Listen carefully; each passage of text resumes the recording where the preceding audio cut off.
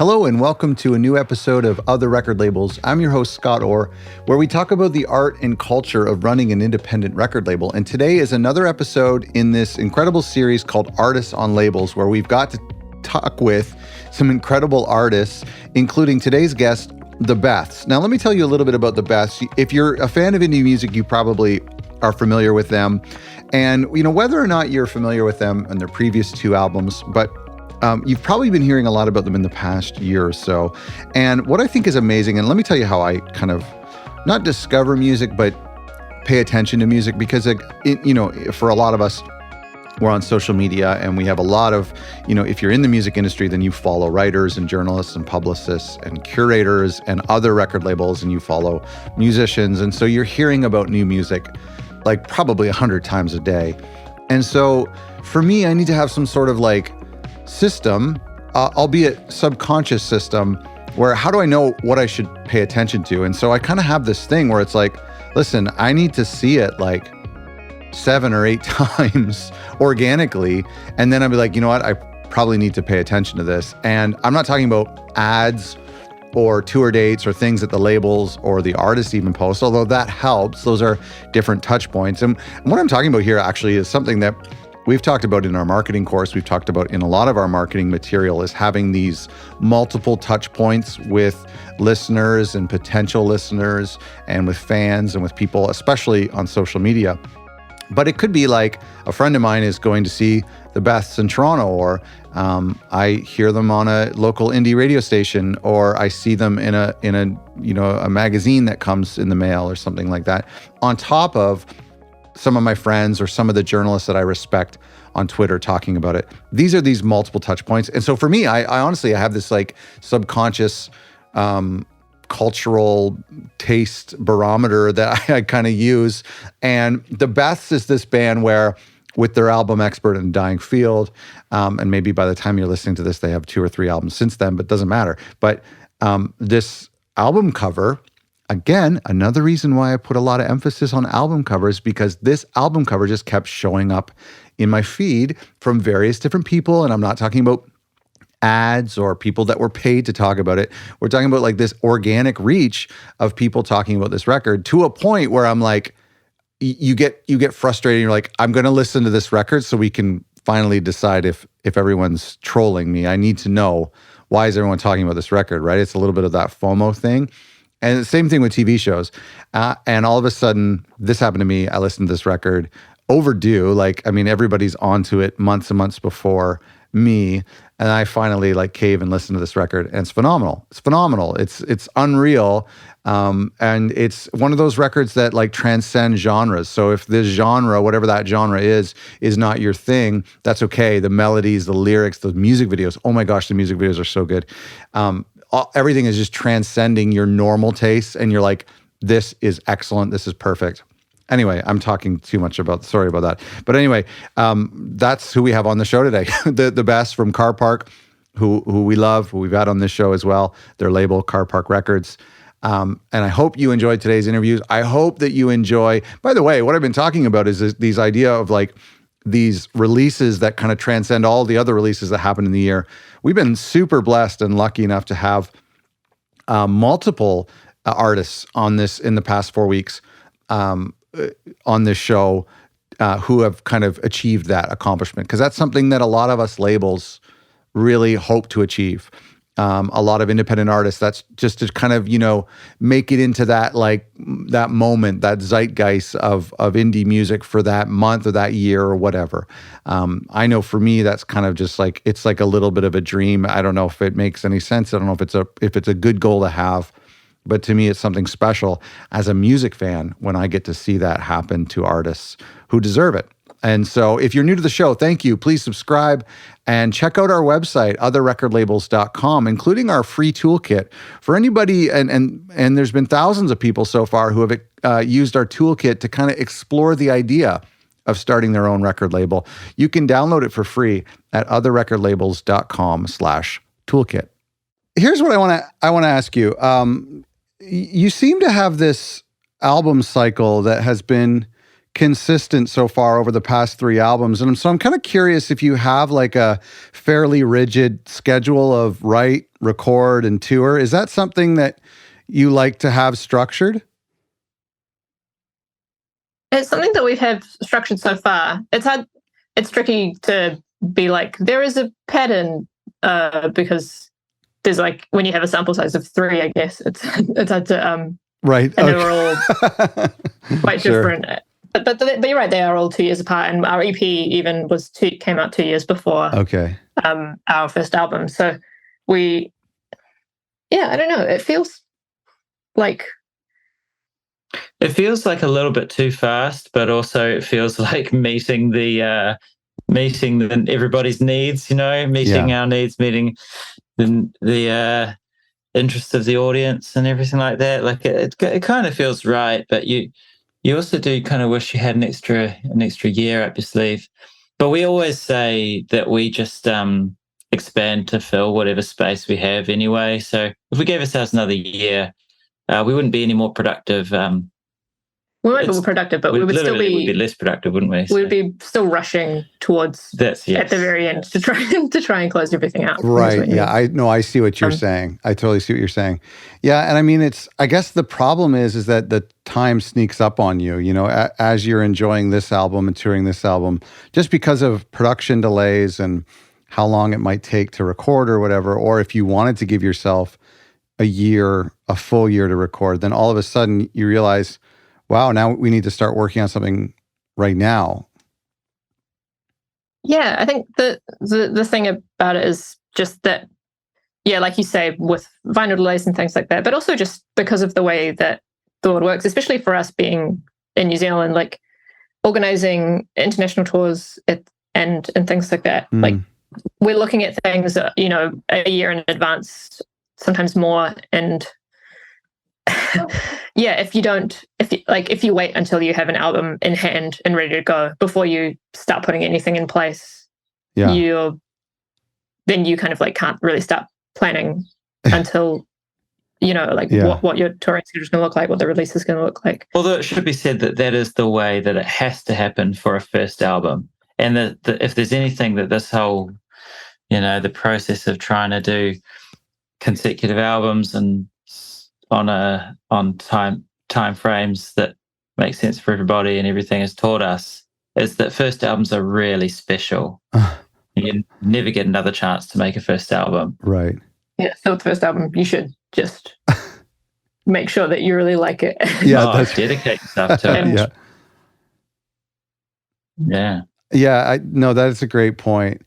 Let me ask you about this album, because when an artist has an album that is so well received in the way that Expert has been received, that type of success or response from the audience can either paralyze a creative into thinking that they can't top that, or maybe they don't want to top it, or on the other end of the spectrum, success like that can motivate someone to try to do even better, like in the way that an athlete tries to beat their personal best. So where do you fall on that spectrum as a creative?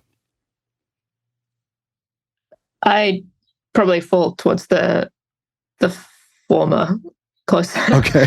So that, but that's just because of where my self-confidence levels are generally. And there's a feeling of like fluking or something that you can't really. It's hard to get rid of. But I feel like we also had this with our first record, where we had a very well received. For us, like it was huge for us. Like more than I think we realized at the time, just like a positive response. But I don't know. For some reason, I was less stressed about the second record, because I think we were under some time pressure, and it meant that we just had to kind of get it done. And that, like logically, I knew that like feeling stressed about trying to write a really good record doesn't help you write a good record. Yeah. It kind of only hinders you, and you can only kind of really write the record that you're going to write, and just try your absolute best to write good songs, and like trying to write as many songs as you can. And so, but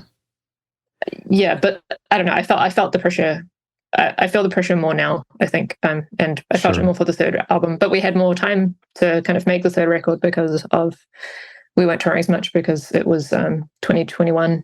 And right. Sure. Kind of a year at home. So, what makes, thinking forward and thinking with this record, what makes a record or a song something that you're proud of as a creative? Like, how do you, I mean, obviously there's times where you would cast away a song because it's not good enough for you. I don't know. I'm assuming, but, and maybe something that happens in the studio too, but like how will you know if you have something that you are excited about?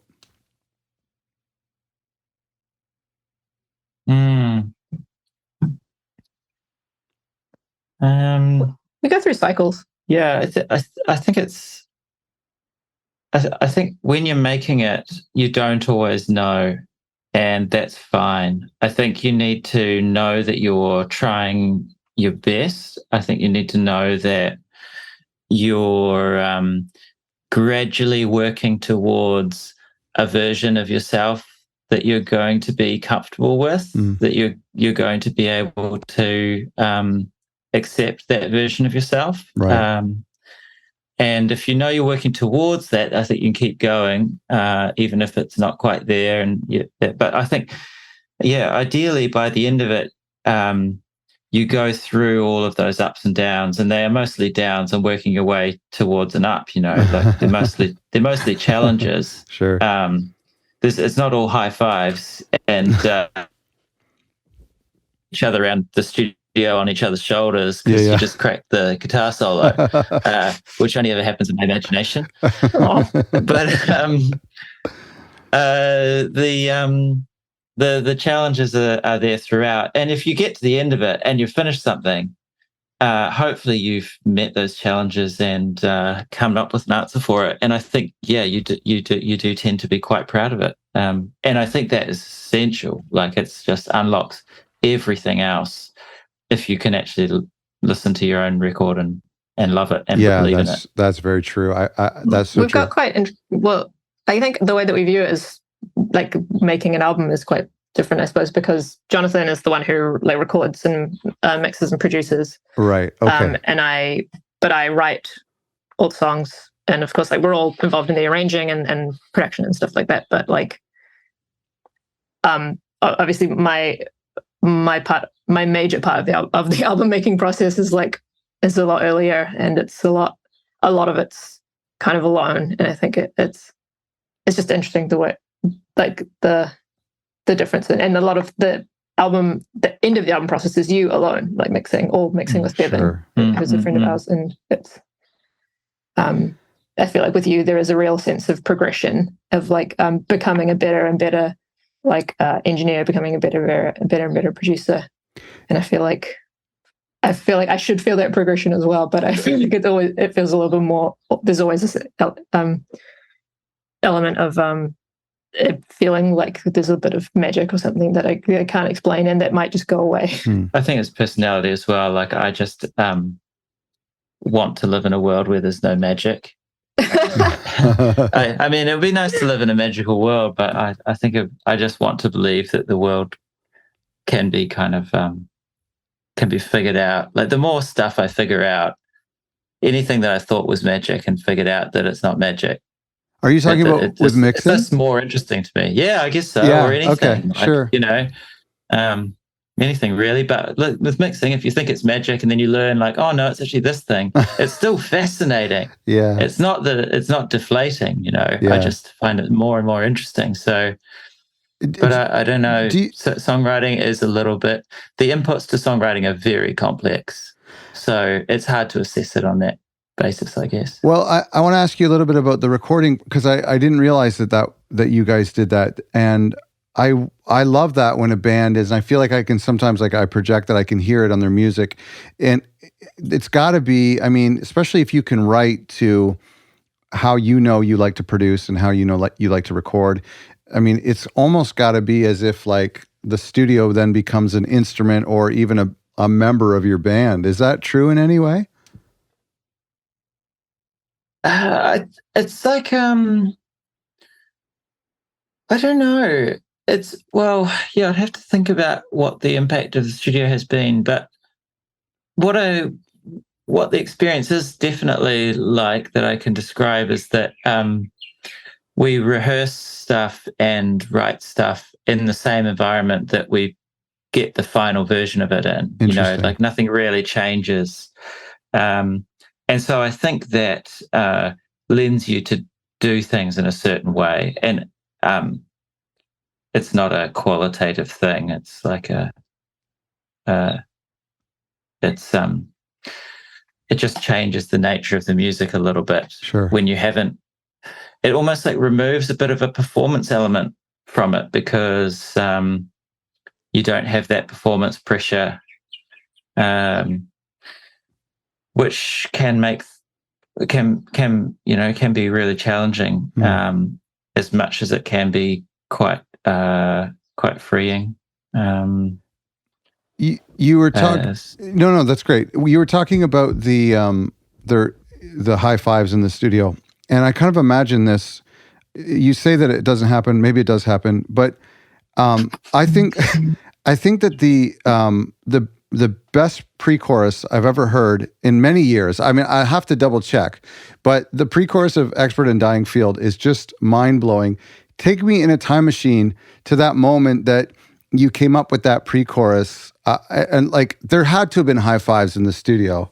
I was high-fiving no one at the time when I first heard it. Now, do you mean the da-na-na, I can't sing it very well, but like, is it "I Can Close the Door" now? Yeah. Is that a pre-chorus? Would you call that a pre-chorus, or would you call that a chorus? Sure. Okay. I guess so. I would have just called it the end of this. But I mean, I guess that one, I remember when I wrote it being like, this is good. Yeah. The earliest songs are always these like kind of real shitty demos that I make by myself. Okay. On my laptop using Reaper, and just I really liked the demo version of the song enough that I kind of like listened to it by myself, which is like, I hope it's something that all songwriters do. Yeah. And it's not just a extremely narcissistic thing. Like, I was like, I think I really like this one. This one's a good one. And that's like, I feel like a lot of writing songs is kind of making moments. I think I don't really know what else to call it, but when you like really love a song, it's like, it's rare that you actually you're not listening to every single second of every moment of the song and loving it. It's like often you don't even know the words to certain parts of the songs, even songs that you think you know really well. Yeah. But there's just these moments that stick out to you, and I feel like it's trying to find those moments. For sure. And trying to write those moments, and that's when you have at least one of them in a kind of an early version of a song. I feel like that's when I kind of feel attached to the song. Well, I think opening, especially as the opening track of a record, I just think that was. I know for me, there was, for your record, what was kind of cool, and this happens like once or twice a year, where people are talking about a specific record and it just shows up in your feed all the time, but very organically, you know what I mean? And that to me is, I always have to go check out that record, because when it happens just naturally, that's like, oh, that's funny. My friend was talking about that. And now I'm seeing a writer I follow, and then another friend is mentioning it. And so that was happening a lot with your record a couple months ago.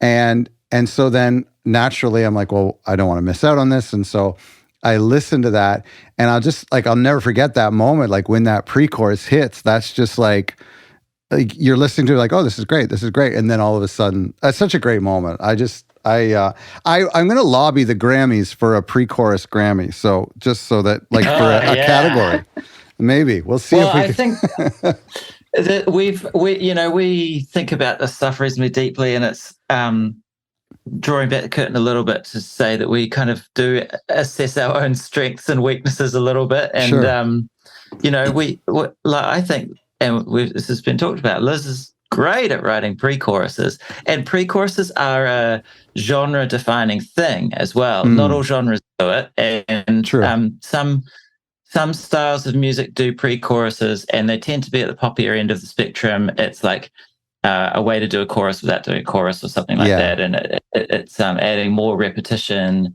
And so it's kind of useful for more commercial styles or something, perhaps. But It's something that Liz does really well, and something that we take a lot of pride in and consider to be part of the Beths formula. And then conversely, bridges, extremely hard for us. We've made a mood and we've set up the mode of the song and set up the harmonic kind of center of the song and everything. Stepping out of that and stepping into another place for a little while, we find very challenging, and just a lot of bridges feel like too much of a sidestep for us. I totally agree. We don't have bridge bravery. Yeah. I think that just gives us more opportunities for guitar solos, doesn't it? Yeah. And that's probably Totally. one of the reasons why we fill the songs with guitar solos. Or no, that is so funny you mentioned that, because it's almost as if they are like mortal enemies, like the pre-chorus and the bridge, because I completely agree with you. I have this somebody I was working with like 15 years ago in the studio told me that I had showed him a song and he was like, "Oh, it's great, it just needs a bridge." And I was like, "What?" And he just said it as if it was like the law that a song is not a song until it has a bridge. And it's so funny, like that has always affected me, and I'm almost now rebelling against it. So I'm very happy to hear you say that. And I totally agree about I don't know where they came from, because sometimes they really throw you. Sometimes it's cool, but I don't get it. There's like bands that just like slay them, and they just like take you through a portal into another place in the song. Like, I really love bridges. I just struggle with them, I think. Yeah. I wonder if some bands, like maybe like prog bands or something, would like take a melody that they had as an idea from another song and use it as a bridge. Have you ever, has that ever worked? I don't know.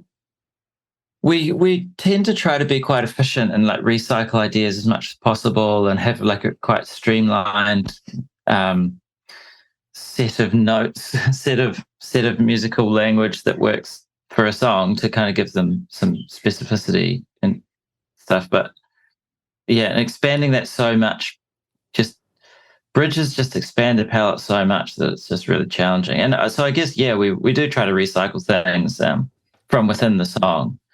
But I don't know, Liz, I don't think you're the sort of songwriter that necessarily writes 3 small songs and combines them all into one big song very often. Not usually, but I feel like we more often, when we reach that point, like I consider it like a demo, kind of like good enough to show everybody, when there's like 2 verses and a chorus kind of thing. Right. And like the song's not finished, and I know that like sometimes it is finished, but like the song will usually need to go to another place before it finishes. But that's when we usually as a band will work on the song together, and that's the point where we'll kind of, maybe it becomes clear that it needs to go to a bridge. Maybe it becomes clear that it needs to go to a quiet place. Maybe it becomes clear that the song needs to have some kind of climax after that point. And I feel like it's when we start to arrange it as a band that's often those where the song needs to go starts to become clear. I think maybe this probably has a little bit to do with genre as well, because I kind of associate bridges with certain genres, where they kind of come out of the bridge and sing a third verse or something. It almost just kind of has like a cliche connection to a certain genre, in the same way that your pre-choruses is probably what gives you that /pop label that some people would say about your music. Like maybe just bridges. I don't know. We're talking about bridges too much. No, they're fascinating. Form and structure is just something we talk about all the time. Yeah. And that and tempo. It's almost the only subjects of conversation in the band. Oh, really? Yeah. Form and tempo. How do you pick a tempo? We're absolute panickers about the attention span of our audience. So that's great. Yeah, that's great. Have you heard the people say that, like, in music, like every 30 seconds or something, like something has to change? Have you heard that? Yeah. Do you abide by that? I think it massively understates the problem. Oh, okay. Explain. What 30 problem? seconds, as if you could do the same thing for 30 seconds without people getting bored. Yeah, no, that's true. Yeah, that's right. Well, maybe it's a set of bars or something, but yeah, maybe it works out to on average or something. Yeah, whatever it is. This is just me panicking about it. Sorry, I feel like you were you were wanting to move on from bridges. Tempo. Yeah, tempo is the other thing for us. Yeah. Trying to find that magic tempo and then actually play it consistently is hard. So Right. Okay, so let me ask you a little bit about COVID, because you guys, I know that you had a record before this one that came out during the pandemic.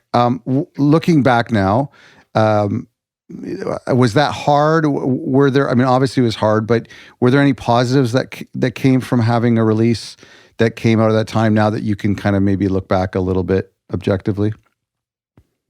Yeah, it's weird to think of positives because, like, it was, like you say, it was strange. Like we finished that record, we handed it in on like the 6th of March of 2020. Oh, so my like goodness. right before everything was rosy.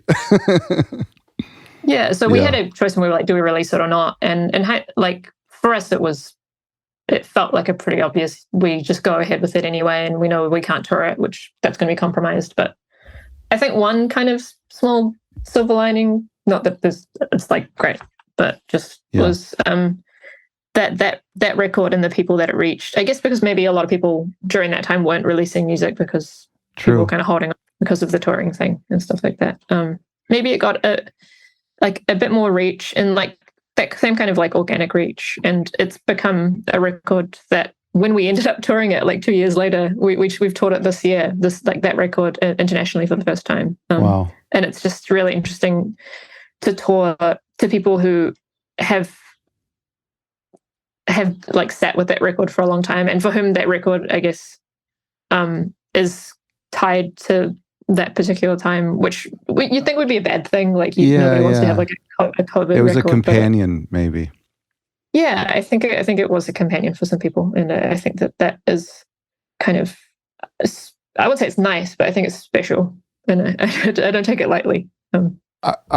Is there any intention to when you release a record? I mean, your records have all come out in the summer, essentially. I mean, counting September. You talk about picking tempo, but like, do you care when your album comes out? Do you think about that? There's some practical reasons to do things at certain times, but a big part of it is just this, like Liz says, small sample size accidental sort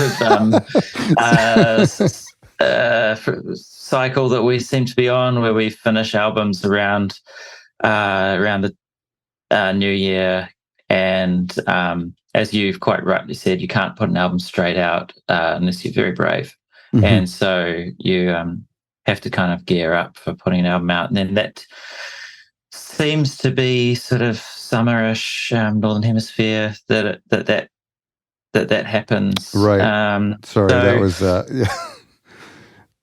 but what the interesting byproduct of that is that we end up doing a headline tour in the Northern Hemisphere in pretty much high winter. Yeah. That's right. Which also, once again, I think is appreciated by people, and maybe is sort of might turn into something, might be something we can reflect on as more meaningful than it initially feels like. It feels quite arbitrary, really, but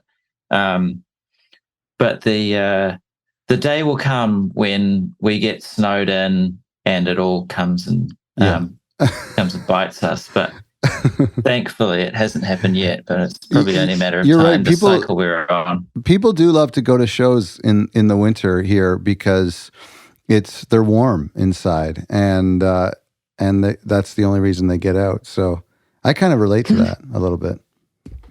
Yeah. Tell me a little bit about coming to Car Park, because I would just want to bring it home to about record labels before I let you go. But we had Todd on this show last year, actually. You had self-released something originally on SoundCloud. Is that right? Can you tell me about that initial courtship and how that came to be? Yeah. Oh, it's cool you had Todd on. He's a great guy. He's a strange man, and we love him very much. Yeah, we So we released an EP back in 2016, which was very much just a self-released. We were a local indie band in Auckland playing at the dive bars, and we'd done one show in Wellington as well. So, and I think around, it was an exercise in, I don't know, making and releasing music, which we had all been doing for a long time with different projects and things, other bands that we'd been parts of. And so it was, especially for me, it was like, I was booking a national tour of New Zealand with like a whopping 4 dates. It's a small country. And yeah, just, we did that in 2016, and, you expect to get a bit of local press or something, and you keep playing, and that's it. And that was true. Like, I think we pressed 300 CDs, and it took us until like halfway through 2018, so 2.5 years to sell them all. Oh wow! Well, yeah, I believe is it the only CD pressing that we did of that EP, and I just found 5 more. Oh wow! Yeah. Cleaned out the studio. Let's and found auction 5 them. more with the original, with the non-misprint CDs as well. Oh wow, amazing! Oh, that's great. There you go. There you go. And it's like, after that we were Gold. We had a lot of songs at that point. So by the time we were touring that EP, a lot of the songs that would be on our first record, Future Me Hates Me, were already in our set. They were already being played. And it was, Future Me Hates Me was a first album in that, like, yeah, almost all of those songs, with the exception of, I think, River Run, we had played live many times by the time that we recorded the album. And by the time that and then the album came together over like a year and a half, maybe, recording on weekends, recording in afternoons and things like that when we weren't working, but because we were all just doing day jobs. Yeah, sure.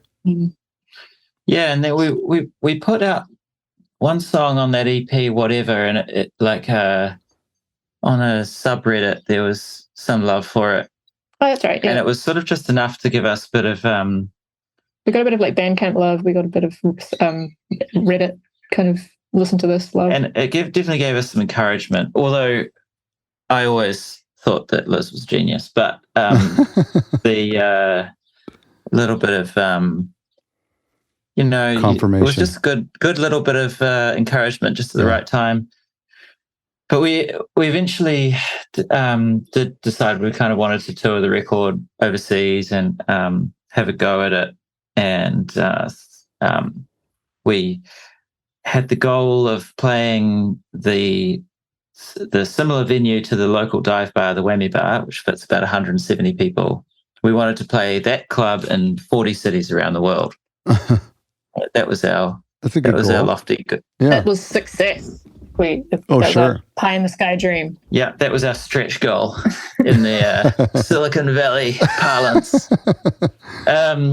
And so we sort of set about trying to find out if maybe we could get an international release for the album as well.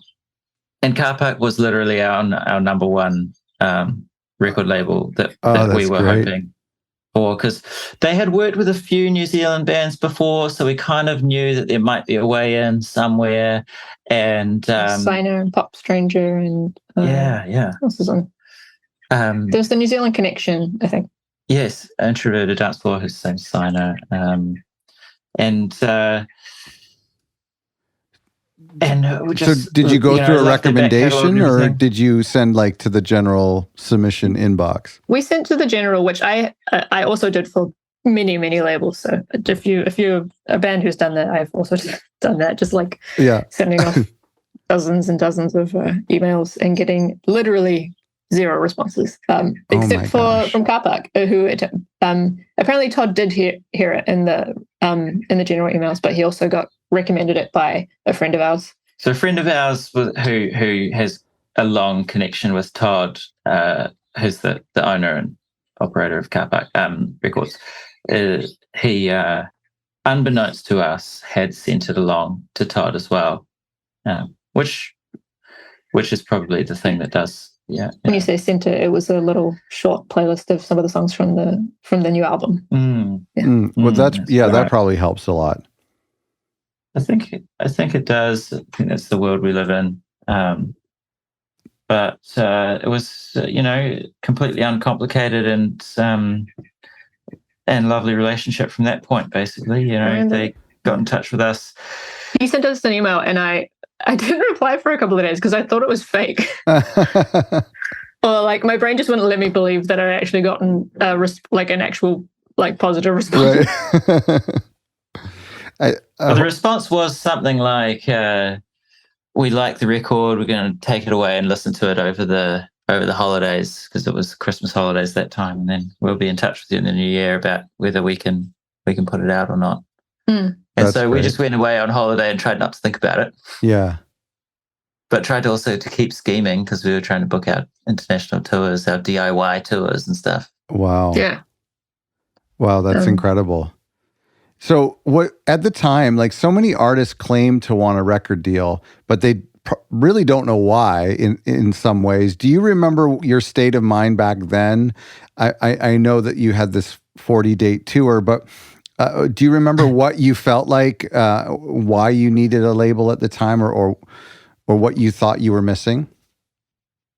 I think we wanted, we're so isolated in New Zealand. And I know that we live in a world where you can just kind of release something into the world and have it kind of go viral or something. Yeah. And, you don't need necessarily to be working with a label at all. But I don't know, it just, we thought it couldn't hurt and we liked the idea. I think especially with alternative music and guitar music, there's these independent labels where you feel like you are part of a team or part of a part of something, part of a global music community, which is something that we were listening to but it's hard to be a part of it when you're just as isolated as New Zealand is. Last question. I think we were sorry. Go ahead. Finish your thought. Go ahead. Oh, I think we were pretty realistic that the label's not going to change your fortunes too much, but that we had seen the work that they did for, especially the New Zealand band Pop Strangers, that they had released a record that we thought was really great. And when they were playing in Auckland, New Zealand, we thought they were great and that they could do well overseas. And Car Park took the record and took it out to a big audience, a reasonably big audience for indie music, and we just thought these people get it. Yeah.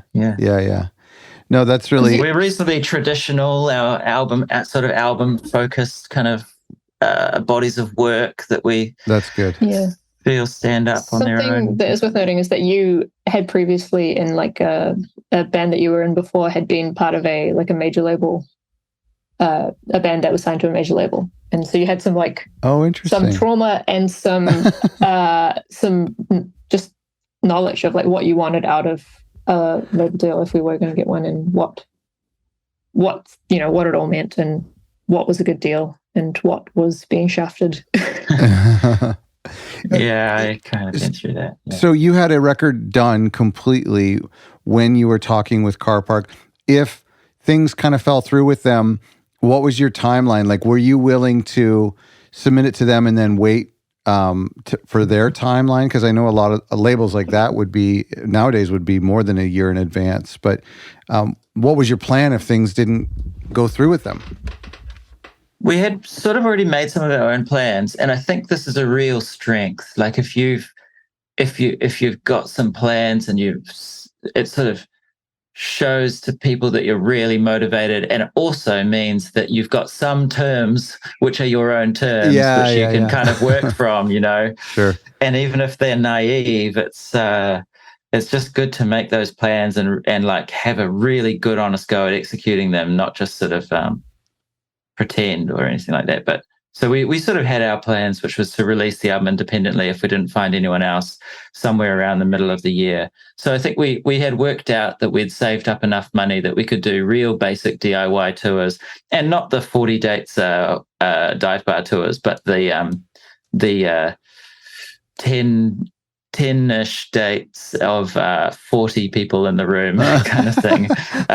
We worked out we could do that kind of tour in the UK, one in the UK and one in the States, with the amount of money that we'd saved up. And wow. And that at that point we could independently release the album, and if that went fine, then we could, in a few months of working away, we could probably try to do it again. And just trying to keep build it up that way, through playing live in front of people and just trying to do it DIY. And so we'd kind of put that plan in motion already when we started talking with Car Park, which was January of 2018 or something like that. It was late 2017. 2017. They quickly kind of cottoned on to the fact that we wanted things to happen reasonably, like we were ready to go. And so they came up with the scheme of like, well, let's put the EP out. Let's kind of like re-release the EP under the Car Park label. In April. And we'll do that in order to try and support your first tours. And then we'll have that album hot on its heels in about August or something like that. So that's what happened, is like that they re-released the EP in April. We put out the first single from the new album with the album announced in May, and then a few more singles, and then the album came out in July or August. And all of that was Car Park's good scheming, really. It was a good idea, and not something we could have done by ourselves. You can't independently re-release something in a meaningful way. So, oh, that's really cool. But it wasn't as long then. I think the wait for making vinyl back then was something like 5 months to be very safe, whereas now it's 9 months to a year. Sure, yeah. Oh, that's a good point. Were there labels you grew up admiring, or were you completely oblivious to the logos on the back of CDs? I don't know a lot about them. Like you just all I knew was like there were bands that I liked and they were on labels, so there were names that I recognized, like Saddle Creek or right. Obviously Flying Nun is a name in New Zealand. I don't know. I wasn't a huge label head. So. No, that's cool. That's cool. Listen, guys, thank you so much for doing this. It's such an honor to chat with you guys, and even today, just kind of going through all of your stuff and seeing everything that's happened just like within the past couple of months. It's really cool to see that, and congratulations on everything.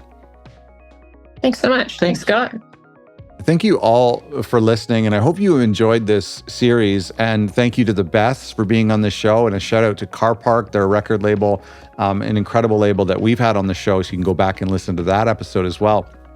What's crazy is that when a new episode comes out, that episode, like on a Tuesday, that episode gets the most amount of downloads, obviously, but the equal amount, usually it's equal amount of downloads of previous episodes. And I find that so encouraging, because what that means is people are reminded of the show on Tuesdays, or they discover the show and they're like, oh, I want to go back and listen to these select episodes. So thank you so much for being a listener. Thank you for being a subscriber. If you've ever done a star rating on Spotify, that's awesome. Or a written review on iTunes, that's also awesome, especially if it is very kind. Thank you very much for being a listener. Head over to otherrecordlabels.com and see what's new, because I'm updating it 3 or 4 times a week with new articles, new downloads from free downloads. Our courses are there as well, and you can join our mailing list as well. So lots of call to actions here. And of course, if you haven't already, check out the Beths' latest record, Expert in a Dying Field.